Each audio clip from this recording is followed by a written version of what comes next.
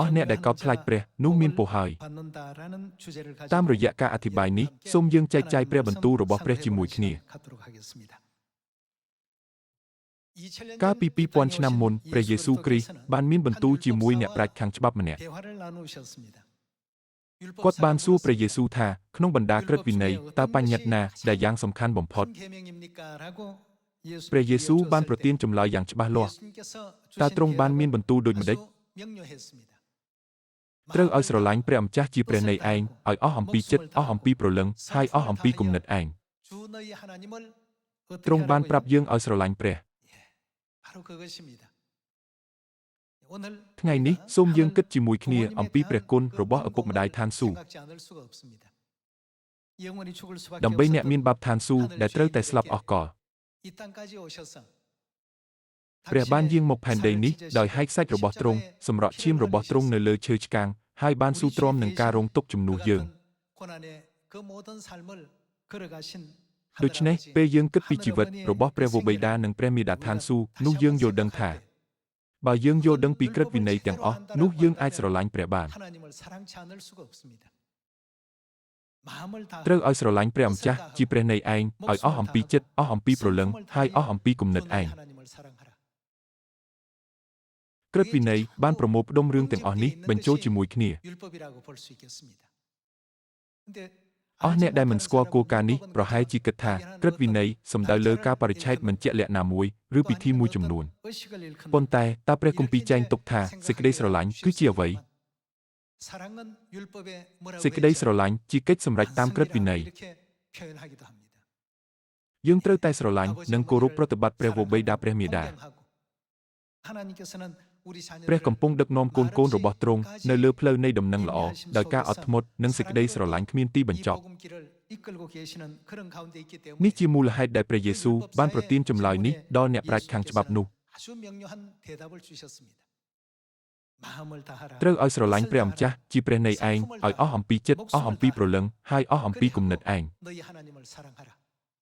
នេះជាបញ្ញត្តិដ៏ធំបំផុតនិងយ៉ាងសំខាន់ទី1ថ្ងៃនេះយើងគួរតែឆ្លុះបញ្ចាំងខ្លួនយើងថាតើយើងបានស្រឡាញ់ព្រះខ្លាំងប៉ុណ្ណាដែរនៅពេលដើរលើផ្លូវនៃសេចក្តីជំនឿព្រះអង្គទ្រង់ផ្ទាល់បានទទួលបន្ទុកទាំងអស់របស់កូនទ្រង់នៅទូទាំងពិភពលោកហើយយាងលើផ្លូវនៃដំណឹងល្អដោយស្ងៀមស្ងាត់ដូច្នេះខ្ញុំសង្ឃឹមថាថ្ងៃនេះយើងអាចបង្វែរការយកចិត្តទុកដាក់របស់យើងចំពោះព្រះមិនមែនខ្លួនយើងនោះទេ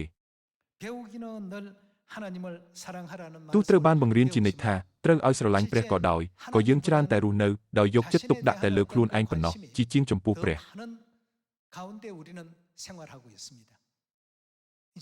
បើឥឡូវនេះអាចផ្លាស់ប្ដូររបៀបរស់នៅពីការដែលគិតតែខ្លួនឯងទៅជាការគិតតែពីស្រឡាញ់ព្រះនោះយើងនឹងអាចក្លាយជាអ្នកដែលកោតខ្លាចព្រះបានជាមិនខាននគរឋានសួគ៌គឺជាកន្លែងដែលមានតែមនុស្សបែបនេះប៉ុណ្ណោះទើបចូលបានហើយពួកគេអាចទទួលបានងារជាសំណល់ពូជនាងនោះបានដូច្នេះហើយទើបស្ដេចសាឡូមោនបានសរសេរក្នុងសាស្តាថាការឥតប្រយោជន៍ទទេការឥតប្រយោជន៍ទទេគ្រប់ទាំងអស់សុទ្ធតែអត់ប្រយោជន៍ទទេទោះជាគាត់បានធ្វើអ្វីគ្រប់យ៉ាងតាមតែចិត្តគាត់ចង់បានភ្នែកគាត់ចង់ឃើញត្រចៀកគាត់ចង់ឮក៏ដោយក៏សាឡូមោនមិនស្កប់ចិត្តដែរដូច្នេះទើបគាត់យល់ដឹងថាអ្វីទាំងអស់សុទ្ធតែអត់ប្រយោជន៍ទទេទោះយ៉ាងណាគាត់ក៏បានយល់ដឹងថាមានរឿងតែមួយគត់ដែលមិនឥតប្រយោជន៍តើជារឿងអ្វីគឺជាការស្រឡាញ់ព្រះគឺរឿងនេះឯងនៅក្នុងសាស្តាមានចែងទុកថាចូលកោតខ្លាចដល់ព្រះទោះយ៉ាងណាការកោតខ្លាចដល់ព្រះមិនអាចចេញមកពីការដែលមិនស្រឡាញ់ព្រះនោះឡើយគម្ពីរសាស្តាបង្រៀនយើងថាទោះអ្វីទាំងអស់នៅផែនដីនេះអាចជាឥតប្រយោជន៍ក៏ដោយក៏ការគោរពប្រតិបត្តិចំពោះព្រះវរបិតានិងការស្រឡាញ់ចំពោះព្រះមាតាគឺជាកាតព្វកិច្ចដែលមនុស្សជាតិត្រូវតែកាន់ភ្ជាប់នេះជាអ្វីដែលព្រះយេស៊ូវបានបង្រៀនយើងហើយសាឡូមោនដែលគេនិយាយថាមានប្រាជ្ញាដ៏អស្ចារ្យបំផុតក៏បានសន្និដ្ឋានដូចគ្នាដែរ Bà dương sân khai pi chùm nơi cầm pu bầm phốt nay xịt đây chùm nứa, nú hợp vây cục giang, nâng đất nom tờ rộp ca sờ lạnh pre vô bầy đà, nâng ca sờ lạnh pre mì đà, bồ cứ chia, ca sờ lạnh mì đà bầy đà than su, nụ ảnh.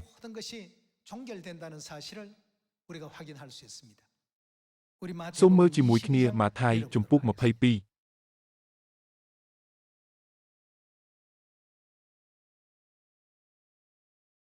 Số mơ mà thai chùm puk mà pay pi khó sam sấp buồn. Chùm puk mà pay pi khó sam sấp buồn. Tại ca puk Parisi ban lử thà, trong thơ ở puk Sadusi bạch mọt được nó, nụ kê có mùi khnia. Hai puk kê mà nẹ, đại chi nẹ prat kháng chbab có là bong su trong thà. Lục cru, không bần đá krết vì này, ta pa nhật na đại giang sầm khăn bầm phốt. Nú pre Giêsu chlai tha, trâng oi sờ lạnh pre âm cha chi pre này anh, oi o hầm pi chết, o hầm pi pro lưng, hai o hầm pi cùng nịch anh, ní chi pa nhật giang sầm khăn ti mùi. Số mơ từ Kansas đa chung puk đọc pi kho đọc bầy.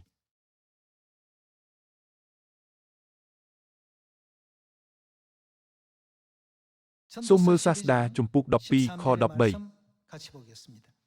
Sĩ cái đây ní chóp tay bần này, tiếng ó ban sầm đành tục hơi, được này, châu cọt khai đỏ pre, hai can tam pa nhật trông chó, tự bất bần này anh. Chia vấy. Chỉ cách tiếng mu đai mà nụ trâu thờ.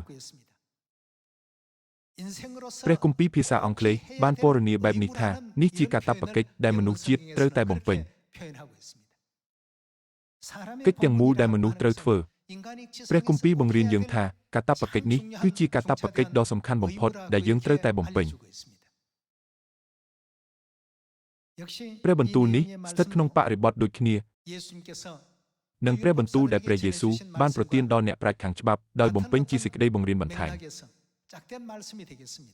Trâu oi sờ lạnh pre âm cha, chi pre này anh, oi o hầm pi chết, o hầm pi pro lưng, hai o hầm pi cùng nịch anh. Pre Giêsu ban prokatha, ca sờ lạnh pre, cứ chia pa nhật ti mùi. Salomon có ban tranh túc nơi knong Sasda chùm puk đọc pi, kho đọc bầy tha. Châu cọt khai đỏ pre, hai can tam pa nhật trông chó, tự bất bần này anh, chỉ cách tiếng mu đại mà nụ trâu thờ.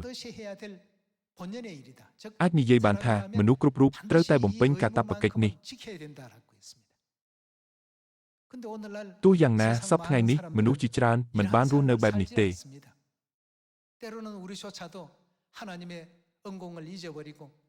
Pê khla, dương có plek pre kun robot pre, hai đau tại ca lồng bạ tôi tại, úp sạ, rư panh ha pro chôm, đại ban đã nơi chấm pu mục dương, pê dương pro chôm mục nâng ca là bong lô thùng thôm mùi chấm nuôn, nơi không chỉ vật.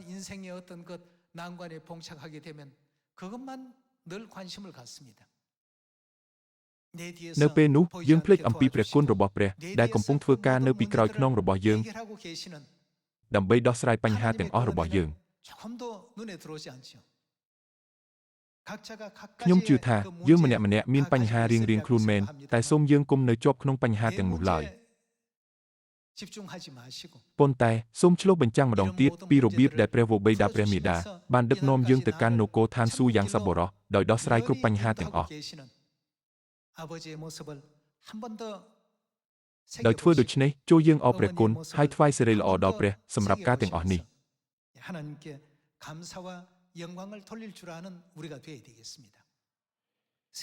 Sdach Salomon ban vô đăng thà, robot tiếng ó đại mà nụ chiết cầm pung tại xoay rộp, cứ chia ca ítប្រយោជន៍ tổ tê.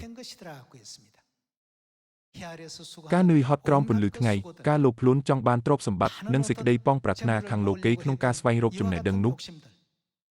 Tiếng ó ní, xuất tại khmin này ở vậy lại. Bần top pi rương tiếng ó ní cần lòng phật tơ, khmin ở vậy nơi so tiệt tê. Nơi tí bầm phốt, quát ban vô đăng thà, tiếng ó nú, cứ khminប្រយោជន៍ vậy sao? Tu yang na, quát ban như vậy thà, miên rương mùi, đại mình ít ប្រយោជន៍ tê, nú cứ chia, ca cao khai pre, hai sờ lạnh pre. Ca miên xịt đây chùm nửa bẹp ní, cứ chia ca tập cách đỏ thông bầm phốt rồi bỏ dương. Pre Giêsu, có ban bằng riêng dương đại thà, pan nhật ti mùi, nâng sầm khăn bầm phốt, cứ trâu sờ lạnh pre. Epheso chùm puk pram mùi, bằng riêng dương pi rương ní mà đòn tiệt. Xôm mơ, Epheso chùm puk pram mùi, kho mùi. សូមមើលអេភេសូជំពូក6ខ1 에베소 6장 1절의 말씀. ក្មេងរាល់គ្នាអើយចូលស្ដាប់បង្គាប់មាតាបិតាខ្លួនក្នុងព្រះម្ចាស់ត្បិតធ្វើដូច្នោះទើបបានត្រូវ 주 안에서 순종하라. 이것이 ចូល 옳으니 គោរពប្រតិបត្តិដល់មាតាបិតាខ្លួននេះជាបញ្ញត្តិមុនដំបូងដែលជាប់មានទាំងសេចក្តីសន្យាផង 있는 첫 계명이니 ដើម្បីឲ្យឯងរាល់គ្នាបានសេចក្តីសុខហើយរស់នៅផែនដីជាយូរអង្វែងទៅ នេះជារឿងធម្មជាតិដែលត្រូវបង្ហាញការគោរពប្រតិបត្តិចំពោះឪពុកម្ដាយខាងសាច់ឈាមរបស់យើង ដោយសារអ្វីៗនៅផែនដីនេះគឺជាគំរូនិងជាស្រមោលពីរបស់នៅឋានសួគ៌ ចុះតើចំពោះមាតាបិតាឋានសួគ៌របស់យើងតើយើងក៏ត្រូវតែធ្វើដូចម្តេចដែរ យើងមិនត្រូវភ្លេចព្រះគុណរបស់ទ្រង់ឡើយ យើងត្រូវយល់ពីឆាកជីវិតខាងវិញ្ញាណដែលព្រះបានរស់សម្រាប់យើង និងពីមូលហេតុដែលទ្រង់ស៊ូទ្រាំនឹងការឈឺចាប់នៅលើឈើឆ្កាង ដោយសាររឿងផ្សេងៗកើតឡើងក្នុងជីវិតយើងច្រើនតែភ្លេចរឿងទាំងអស់នេះ ប៉ុន្តែសូមយើងបង្វែរចិត្តយើងទៅរកព្រះទោះបានតែមួយថ្ងៃប៉ុណ្ណោះក៏ដោយ យើងត្រូវតែចងចាំពីសេចក្តីស្រឡាញ់ដែលព្រះវរបិតាបានប្រទានមកយើង និងសេចក្តីស្រឡាញ់នៃការបូជាដ៏មើលមិនឃើញរបស់ព្រះមាតាដែលបានប្រទានដល់យើង បងប្អូនប្រុសស្រីទាំងអស់គ្នាក្រឹតវិន័យគឺជាច្បាប់ចម្លងនៃសេចក្តីស្រឡាញ់របស់ព្រះ ពេលយើងនិយាយថាយើងរក្សាថ្ងៃឈប់សម្រាករក្សាបុណ្យរំលងនិងរក្សាបុណ្យទាំង7ក្នុង3ដំណាក់កាលមនុស្សតែងតែនិយាយថាពួកគេជាអ្នករក្សាក្រឹតវិន័យ ប៉ុន្តែនោះគឺដោយសារតែពួកគេមិនបានយល់ថាក្រឹតវិន័យទាំងនោះត្រូវបានបង្កើតឡើងដោយអ្វី ក្រឹតវិន័យបានបង្កើតឡើងតាមរយៈឈាម ឈាមសំដៅលើយ៉ាញ់បូជារបស់ព្រះ តើមានអ្វីនៅក្នុងយ៉ាញ់បូជា យើងអាចរកឃើញសេចក្តីស្រឡាញ់របស់ព្រះចំពោះយើងនិងមនុស្សជាតិទាំងអស់ នៅជំនាន់សញ្ញាចាស់មានចែងទុកថាសត្វទាំងអស់ត្រូវបានប្រើសម្រាប់ជាយ៉ាញ់បូជាដង្វាយលូបាបយ៉ាញ់បូជាដង្វាយមេត្រីភាពនិងយ៉ាញ់បូជាដង្វាយដុតដែលតំណាងឲ្យព្រះវរបិតានិងព្រះមាតាមែនទេ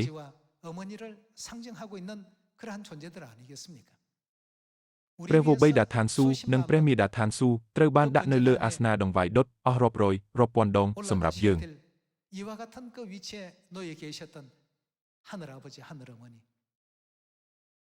តាមរយៈដំណើរការនេះទ្រង់បានតាំងឡើងសញ្ញាថ្មីហើយទ្រង់ក៏បានបង្កើតផ្លូវដើម្បីឲ្យបានធូននឹងអំពើបាបទាំងអស់របស់យើង ដូច្នេះហើយមិនត្រឹងឲ្យអ្នកណាម្នាក់ហ៊ានយកព្រះគុណនៃការប្រោសលោះដ៏ធំធេងរបស់ព្រះមកមើលស្រាលនោះឡើយ នេះមិនមែនត្រូវបានបង្កើតឡើងដោយមធ្យោបាយណាមួយបែបស្រាលៗនោះឡើយ ថ្ងៃនេះសូមយើងពិចារណាអំពីច្បាប់នៃជីវិតរបស់ព្រះនៅក្នុងព្រះគម្ពីរទាំងមូលដែលព្រះវរបិតាព្រះមាតាបានប្រទានដល់យើង នៅទីបំផុតតាមរយៈសេចក្តីស្រឡាញ់និងការបូជារបស់ព្រះវរបិតាព្រះមាតាច្បាប់នៃសញ្ញាចាស់ក៏ត្រូវបានតាំងឡើង ព្រះបានទតឃើញថាច្បាប់នៃសញ្ញាចាស់ផ្ទាល់នោះគឺមិនគ្រប់គ្រាន់ទេដូច្នេះទ្រង់ក៏បានតាំងឡើងច្បាប់សញ្ញាថ្មីជាច្បាប់នៃសេចក្តីពិតដ៏គ្រប់លក្ខ ពេលគេសួរព្រះយេស៊ូវថាក្នុងបណ្ដាក្រឹតវិន័យតើបញ្ញត្តិណាដែលយ៉ាងសំខាន់បំផុតព្រះយេស៊ូវបានសង្ខេបក្រឹតវិន័យដោយប្រយោគតែមួយឃ្លាថាត្រូវឲ្យស្រឡាញ់ព្រះម្ចាស់ជាព្រះនៃឯង សូមបញ្ជាក់រឿងនេះតាមរយៈចោទយកថាជំពូក4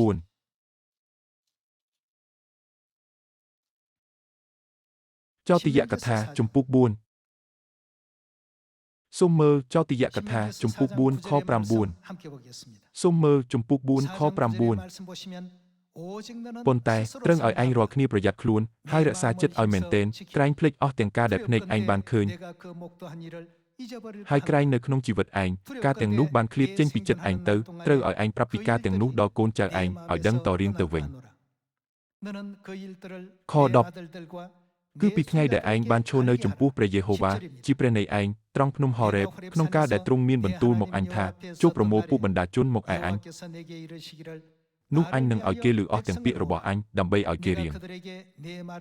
តើពួកគេត្រូវរៀនអ្វី ឲ្យចេះកោតខ្លាចដល់អញមានន័យថាកោតខ្លាចព្រះនៅគ្រប់មួយជីវិតដែលគេរស់នៅលើផែនដីហើយឲ្យគេបានបង្រៀនដល់កូនចៅគេថែមទៀត 이 인류 인생들은 មនុស្សមិនដឹងថាហេតុអ្វីបានជាពួកគេមកផែនដីនេះហើយមិនយល់ពីការបូជាសម្រាប់ការផ្ដាច់បាបនោះទេ 제사의 의식 그 자체를 알지 못하고 그냥 보니까 ពួកគេគ្រាន់តែគិតថាគេត្រូវថ្វាយកូនជៀមនៅពេលព្រឹកថ្វាយជាដង្វាយដុត 오후에 또 양 한 마리 희생시켜서 ហើយពេលរសៀលក៏យកកូនជៀមមួយទៀតថ្វាយជាដង្វាយដុតជានិច្ចទៀត 늘 그렇게 하는 줄 알고 있습니다. 그 속에 그 យើងត្រូវតែ 의미와 យល់ពីអត្ថន័យនៅពីក្រោយការអនុវត្តទាំងនេះនិងពីអ្វីដែលព្រះចង់បង្រៀនមនុស្សជាតិ 무엇인지를 분명히 또 우리가 알아야 되겠네. បើយើងយល់ដឹងពីខ្លឹមសារនៃសេចក្តីពិតនិងក្រឹតវិន័យរបស់ព្រះចាប់ពីសញ្ញាចាស់និងសញ្ញាថ្មី 그 정수를 នោះយើងនឹងអាចយល់ពីមូលហេតុដែលព្រះយេស៊ូវមានបន្ទូលថា 기스를 제대로 한다면 ត្រូវឲ្យស្រឡាញ់ព្រះម្ចាស់ជាព្រះនៃឯងឲ្យអស់អំពីចិត្តអស់អំពីព្រលឹងហើយអស់អំពីគំនិតឯងនេះជាបញ្ញត្តិដ៏ធំបំផុតនិងយ៉ាងសំខាន់ទី1 이것이 가장 크고 នេះជាព្រះបន្ទូលដ៏ត្រឹមត្រូវ 딱 맞는 말씀이에요. ប្រហែលជាសមាជិកមួយចំនួនអាចគិតថានៅថ្ងៃទី7ដែលជាថ្ងៃឈប់សម្រាក 안식일 날 일곱째 យើងគ្រាន់តែមកព្រះវិហារច្រៀងចម្រៀងថ្មីស្ដាប់ការអធិប្បាយនិងអធិដ្ឋានធ្វើតែរឿងប៉ុណ្ណេះឯង 그러면 모든 것이 다 끝이다. តាមពិធីការថ្វាយបង្គំគឺបែបនោះមែន 그렇습니다. 그러나 그 예배가 ប៉ុន្តែសំណួរគឺថាតើការថ្វាយបង្គំនេះបានសម្រេចដោយរបៀបណាមិនមែនចេះតែបានសម្រេចទេ 우리는 그렇게 ទោះយើងអាចជាងាយស្រួលក្នុងការរក្សាបុណ្យនេះក៏ដោយប៉ុន្តែព្រះមិនបានបង្កើតថ្ងៃឈប់សម្រាកឡើងដោយងាយស្រួលនោះទេ 하신 것이 아닙니다. អស់រាប់ពាន់ឆ្នាំហើយដែលមានដង្វាយដុតនៅថ្ងៃឈប់សម្រាក 오전에 오후에 នៅជំនាន់ក្រឹតវិន័យរបស់ម៉ូសេច្បាប់នេះត្រូវបានរក្សាទុកជាយូរណាស់គឺអស់ 1500 ឆ្នាំ 모세 율법 시대만 바라본다면 말이죠. បន្ទាប់ពីការឈឺចាប់បែបនេះដែលនាំដល់ការសុគតរបស់ទ្រង់តើអ្វីបានត្រូវប្រទានដល់យើង 바로 뭡니까? 새 언약이 សញ្ញាថ្មីក៏ត្រូវបានប្រទានមក 그럼 거기에 한식일 អញ្ចឹងតើយ៉ាញ់បូជាសត្វនៅថ្ងៃឈប់សម្រាកតំណាងឲ្យអ្នកណា 누굽니까? គឺតំណាងឲ្យព្រះវរបិតានិងព្រះមាតាឋានសួគ៌របស់យើងមែនទេ 또 절기 때마다 또 어떻습니까? ហើយនៅគ្រប់ពិធីបុណ្យតើដូចម្តេចដែរ 사람은 죽음에 한 번 직면해 គេថាបើប្រឈមមុខនឹងសេចក្តីស្លាប់តែម្ដងក្តីនោះអាចធ្វើឲ្យយើងគេចមិនផុតពីអារម្មណ៍ទ្រមាពេញមួយជីវិត សញ្ញាថ្មីជាអ្វីមួយដែលត្រូវបានតាំងឡើងដោយឆ្លងកាត់ការឈឺចាប់នៃសេចក្តីស្លាប់ រាប់ពាន់រាប់ម៉ឺនដងបែបនេះឯង 만들어진 것이 새 언약이라고 본다면 우리 전구 អេឌីសុនបានឆ្លងកាត់ការបរាជ័យជាច្រើនដងមុនពេលគាត់បង្កើតបានអំពូល 실패를 했다고 하죠. មនុស្សបានសម្ដែងការដឹងគុណចំពោះអេឌីសុនដែលសម្រេចបានតាមរយៈការខំប្រឹងបែបនេះមែនទេ 굉장히 그 참 고마움을 표하고 있죠. ពួកគេថែមទាំងបានឲ្យងារគាត់ថាស្ដេចនៃការបង្កើតទៀតផង សូមគិតអំពីការខំប្រឹងដែលព្រះរបស់យើងបានធ្វើដើម្បីប្រទានជីវិតអស់កលដល់យើង 우리는 그저 떡 한 조각 먹고 포도주 한 잔 마시는 យើងគ្រាន់តែរក្សាបុណ្យរំលងដោយបរិភោគនំប៉័ងមួយដុំនិងស្រាទំពាំងបាយជូរមួយពែងហើយរក្សាថ្ងៃឈប់សម្រាកដោយមកថ្វាយបង្គំម្ដងក្នុងមួយសប្តាហ៍ 끝나는 안식일이지만 하나님께서는 ទោះយ៉ាងណាដើម្បីប្រទានសេចក្តីសន្យាខាងវិញ្ញាណចំពោះថ្ងៃឈប់សម្រាកព្រះបានឆ្លងកាត់ការនឿយហត់ដ៏ធំធេងហើយបានសម្រប់ព្រះលោហិតរបស់ទ្រង់នៅលើឈើឆ្កាង 마침내는 십자가에 못 박혀서 យើងមិនត្រូវភ្លេចរឿងនេះឡើយ 이와 같은 아픔이 계셨다는 것 이걸 잊지 마셔야 되겠습니다. 왜 ហេតុអ្វីបានជាសាឡូមោននិយាយថាគ្រប់ទាំងអស់សុទ្ធតែឥតប្រយោជន៍ទោះទេ 그러나 លើកលែងតែការកោតខ្លាចព្រះនិងការស្រឡាញ់ព្រះ 사랑하는 것. ការបង្ហាញសេចក្តីស្រឡាញ់ចំពោះព្រះវរបិតានិងព្រះមាតា 이와 같은 គឺជាកាតព្វកិច្ចដ៏សំខាន់បំផុតក្នុងចំណោមកាតព្វកិច្ចទាំងអស់របស់មនុស្សជាតិ 의무 중에 의무를 하고 있습니다. 인간의 មានចែងទុកថានេះជាកាតព្វកិច្ចខ្ពស់បំផុតដែលយើងត្រូវតែបំពេញ 의무를 하고 있습니다. នេះជាកិច្ចទាំងមូលដែលមនុស្សជាតិត្រូវតែធ្វើ 반드시 해야 될 일이라는 얘기죠. ដោយមិនយល់ពីរឿងនេះអ្នកខ្លះគ្រាន់តែមកច្រៀងចម្រៀងថ្មី 그냥 ហើយនិយាយថាថ្ងៃនេះខ្ញុំបានចូលរួមថ្វាយបង្គំហើយ 출석 한번 하고 នេះមិនមែនជាមូលហេតុដែលយើងមកថ្វាយបង្គំទេ 예배가 아닙니다. 그 បើមើលឲ្យកាន់តែស៊ីជម្រៅទៅលើអត្ថន័យគឺតាមរយៈការថ្វាយបង្គំទើបយើងអាចប្រកាសថាខ្ញុំស្រឡាញ់ព្រះ 하나님을 사랑합니다 하는 ដោយគិតពីអំពើបាបពីអតីតកាលរបស់យើងទាំងអស់ហើយសញ្ជឹងគិតថា 그 죄가 ទម្រាំតែអំពើបាបរបស់យើងត្រូវបានអត់ទោសតើការបូជារបស់ព្រះវរបិតានិងព្រះមាតាធំធេងប៉ុណ្ណាទៅ 얼마나 컸던가를 គឺយើងជួបជុំគ្នានៅទីនេះដើម្បីរំលឹកខ្លួនយើងពីរឿងនេះឯង 우리를 យើងត្រូវតែថ្វាយការអរព្រះគុណសេរីល្អនិងការសរសើរដ៏អស្ចារ្យដល់ព្រះវរបិតានិងព្រះមាតា 미래 운명을 ដែលផ្លាស់ប្ដូរផ្លូវរបស់យើងពីឋាននរកដ៏អស់កលទៅជានគរឋានសួគ៌ដ៏អស់កលវិញ 영광과 찬양을 돌려야 되겠습니다. 네. 그래서 ដូច្នេះហើយទើបបានជានៅក្នុងចោទយកថាមានចែងទុកថា ត្រូវឲ្យឯងបង្រៀនកូនចៅឯងឲ្យចេះកោតខ្លាចដល់ព្រះ 알려주라고 했습니다. បើកូនមិនអាចយល់ពីសេចក្តីពិតដ៏ជ្រាលជ្រៅទាំងនេះបានទេនោះយ៉ាងហោចណាស់ក៏យើងគួរតែចាប់ផ្ដើមដោយបង្រៀនកូនថាយើងត្រូវតែរក្សាថ្ងៃឈប់សម្រាកនិងបុណ្យរំលង 이 사실부터라도 좀 알려주라고 하신 겁니다. 이렇게 해서 ដូច្នេះដោយសារថ្ងៃឈប់សម្រាកគឺជាពេលវេលាដែលយើងសម្ដែងការអបព្រះគុណតាមរយៈការថ្វាយបង្គំដល់ព្រះសូមយើងមកស៊ីយ៉ូន 저와 여러분들 ហើយទូលព្រះថាព្រះវរបិតាព្រះមេដាតើទ្រង់បានស៊ូទ្រាំនឹងការជឿចាប់ជាខ្លាំងបែបនេះក្នុងការតាំងឡើងសញ្ញាថ្មីសម្រាប់សេចក្តីសង្គ្រោះរបស់យើងឬ 고초 속에서 តើទ្រង់បានឆ្លងកាត់ការរងទុក្ខទាំងអស់នេះឬ 진리를 세워주시기까지 아버지 이런 고생하시고 어머니 이런 고초를 겪으셨습니까? 그 은혜로 ដោយសារព្រះគុណនោះទូលបង្គំរាល់គ្នាក៏ត្រូវបានដឹកនាំទៅនគរឋានសួគ៌សូមថ្វាយសិរីល្អនិងការសរសើរដល់ព្រះនៅអស់កលជានិច្ចព្រះវរបិតាព្រះមេដាយើងស្រឡាញ់ទ្រង់ជារៀងរហូត នេះគួរតែជាអារម្មណ៍ដែលមិនអាចបំភ្លេចបាននៅក្នុងពាក្យសម្ដីនិងស្មារតីរបស់យើង សូមបន្តមើលទៅចោទយកថាជំពូក 6 ជំពូក 6 ខ 24 សូមមើលចោទយកថាជំពូក 6 ខ 24 ហើយព្រះយេហូវ៉ាទ្រង់បានបង្គាប់ឲ្យយើងរាល់គ្នាប្រព្រឹត្តតាមអស់ទាំងច្បាប់ទាំងនេះហើយឲ្យកោតខ្លាចដល់ព្រះយេហូវ៉ាជាព្រះនៃយើងដើម្បីឲ្យយើងរាល់គ្នាបានសប្បាយជាដរាបហើយឲ្យទ្រង់បានថែរក្សាទុកជីវិតយើងរាល់គ្នាដូចជាមានសប្តាហ៍ថ្ងៃនេះ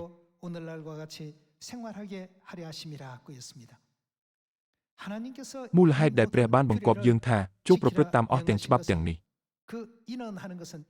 នោះគឺដើម្បីឲ្យយើងកោតខ្លាចដល់ព្រះម្ចាស់ជាព្រះនៃយើងពោលគឺត្រូវឲ្យយើងស្រឡាញ់ដល់ព្រះ នេះដូចគ្នានឹងព្រះបន្ទូលរបស់ព្រះយេស៊ូវដែលថាត្រូវឲ្យស្រឡាញ់ព្រះម្ចាស់ជាព្រះនៃឯង ការធ្វើបែបនេះនោះគឺដើម្បីធានាថាយើងអាចតែងតែទទួលបានព្រះពរជានិច្ចដោយការស្រឡាញ់ព្រះ ដោយសារមនុស្សលោកីមិនស្គាល់រឿងនេះពួកគេគ្រាន់តែនិយាយថាតើថ្ងៃសៅរ៍និងថ្ងៃអាទិត្យខុសគ្នាអ្វីទៅយើងកំពុងបម្រើព្រះដូចតែគ្នាតើ នៅក្នុងបញ្ញត្តិរបស់ព្រះមានព្រះលោហិតរបស់ទ្រង់ការបូជារបស់ទ្រង់និងសេចក្តីស្រឡាញ់របស់ទ្រង់ជាអ្វីដែលពួកគេមិនស្គាល់ឡើយ ដូច្នេះហើយតើយើងត្រូវធ្វើដូចម្តេចទ្រង់បន្ទូលថាចូលឲ្យនឹកចាំថ្ងៃនេះ កូនឋានសួគ៌ទាំងអស់គ្នាយើងមិនត្រូវភ្លេចព្រះបន្ទូលដ៏ស្មោះរបស់ទ្រង់ឡើយគឺត្រូវចងចាំថ្ងៃនោះហើយមិនត្រូវភ្លេចឡើយ ដូច្នេះមិនថាយើងនៅទីណានៅពេលណាឬពេលធ្វើអ្វីក៏ដោយយើងមិនត្រូវភ្លេចបញ្ញត្តិរបស់ព្រះឡើយ ព្រោះថាបើភ្លេចគឺដូចគ្នានឹងការភ្លេចសេចក្តីស្រឡាញ់របស់ព្រះអញ្ចឹងដែរ ដោយហេតុនេះហើយចំពោះអស់អ្នកណាដែលភ្លេចបុណ្យរំលងតើព្រះនឹងធ្វើដូចម្តេចមនុស្សនោះត្រូវកាត់កាល់ចេញពីសាសរបស់ខ្លួន មនុស្សនេះនឹងគិតថានៅក្នុងជីវិតប្រហែលជាអាចនឹងរំលងបុណ្យរបស់ព្រះយ៉ាងហោចណាស់ក៏ម្ដងដែរ ទោះយ៉ាងណានៅក្នុងពិភពខាងវិញ្ញាណនេះគឺជាសេចក្តីសញ្ញានិងសេចក្តីសន្យារបស់ព្រះដែលព្រះអង្គទ្រង់ផ្ទាល់បានតាំងឡើងមែនទេ គឺដូចគ្នានឹងស្ដេចដែរមែនទេ ស្ដេចអាចធ្វើគ្រប់យ៉ាងបានប៉ុន្តែមានរឿងខ្លះដែលស្ដេចមិនអាចធ្វើបាន ស្ដេចមិនអាចបំពានលើសេចក្តីបង្គាប់ដែលបានកំណត់ជារាជក្រឹត្យបានឡើយ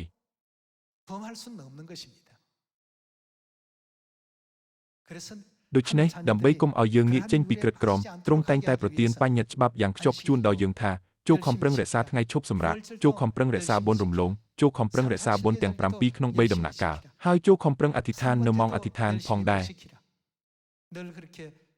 យើងអាចជាចូលរួមម៉ោងអធិដ្ឋានដែលមើលមិនឃើញគ្រាន់តែជាកាតព្វកិច្ចប៉ុណ្ណោះ ហើយចំពោះថ្ងៃឈប់សម្រាកនោះក៏មិនត្រូវរក្សាដោយអារម្មណ៍នៃកាតព្វកិច្ចនោះដែរ ដោយគិតពីសេចក្តីស្រឡាញ់របស់ព្រះវរបិតានិងការបូជារបស់ព្រះមេដាយើងគួរតែនិយាយថាអរព្រះគុណ រឿងនេះមិនមែនត្រូវបានសម្រេចតែក្នុងពេល1ថ្ងៃឬ2ថ្ងៃនោះទេ ព្រះបានតាំងឡើងកិច្ចការប្រោសលោះ 5000 ឆ្នាំហើយបានគង់នៅក្នុងជីវិតបែបនេះ អស់រាប់ពាន់ឆ្នាំមកហើយដើម្បីសង្គ្រោះកូនរបស់ទ្រង់មែនទេ ដោយថ្វាយការអរព្រះគុណសិរីល្អនិងការសរសើរដ៏អស្ចារ្យដល់ព្រះវរបិតាព្រះមាតាខ្ញុំសូមបញ្ចប់ការអធិប្បាយត្រឹមតែប៉ុណ្ណេះអរគុណច្រើន